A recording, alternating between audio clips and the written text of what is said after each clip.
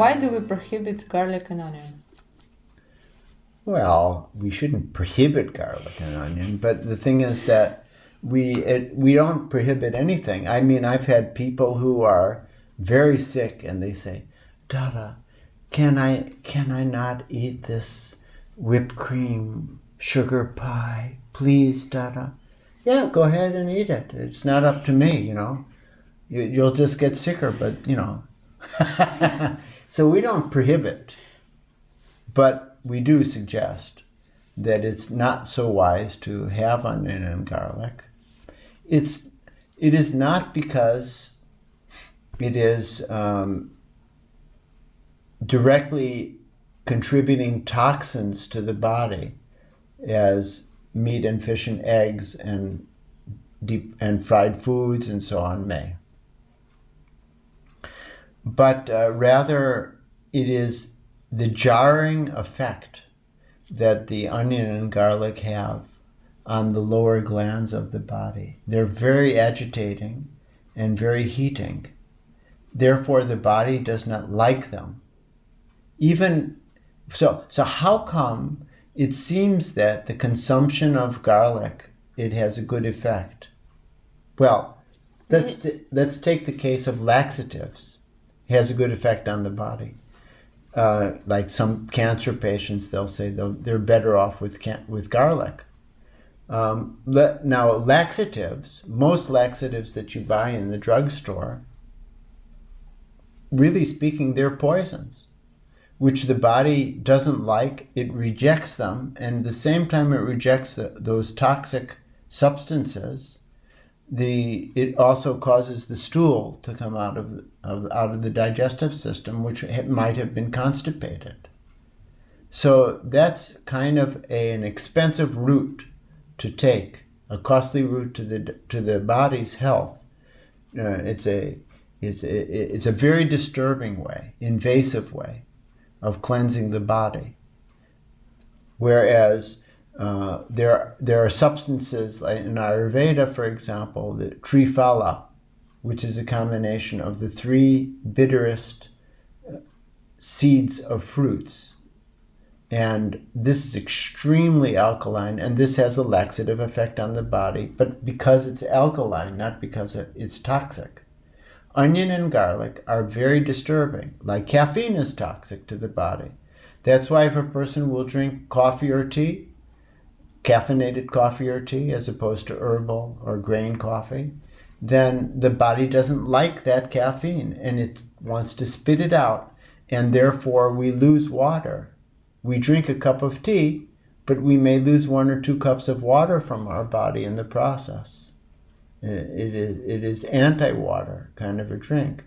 Well, it's not as bad as meat and fish and eggs maybe, but it is still not so great. That's why we would say don't drink more than 1 or 2 cups of caffeinated substances in a day. Better is nothing, but society is like that. So in the same way, onion and garlic, they are very disturbing to those glands, and and what is related to the lower glands, besides the digestive system, you also have the sexual system, and then the yogic understanding is that we also have lower instincts which are related with these lower glands. This is real. These glands are directly related to things like anger and lust and fear and shame. So when we agitate these glands, it disturbs our mind. Now, even though this is more true for a yogi who's doing meditation and less true for the average common people, I want the viewers of this video to understand you are not average people. If you are attracted to be doing this course, it means that you have a subtle mind. You want to make effort to become a better person. You are significantly better than the average person, which means your mind is significantly more subtle than the average person. You will definitely benefit from meditation, You may or may not be interested in it, in meditation as much as I am, but you will become. As you become a more and more subtle person, you will like to do subtle things more with your mind and with your body. So the disturbing effect that onion and garlic have on a so-called average person whose mind is less subtle and more crude, the effect that onion and garlic has on them will be less disturbing. But on you and I, and it is more disturbing. And you can feel that your mind becomes more calm. You get better in control of yourself, and your body functions better. When instead of taking onion and garlic, you'll take such things like lemon water, which is also very cleansing but alkaline. For many people, ginger is a good system. We don't need to have these. Now, the way that they grow, see, onion and garlic, and they've got a very bad smell to them. So how do we know that they have a bad smell? It's not only because of what you smell when you're cooking it. It's coming out of your mouth, and not only that, it comes out of your skin.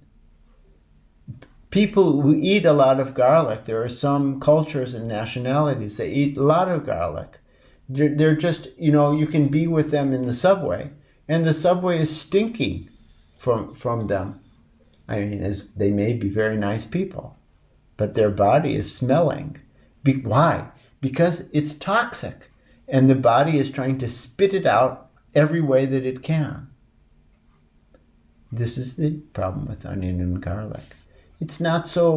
We're not so extreme about it. Yogis are not so extreme to push the society regarding that as meat, fish, and eggs, because those are even much worse for the health.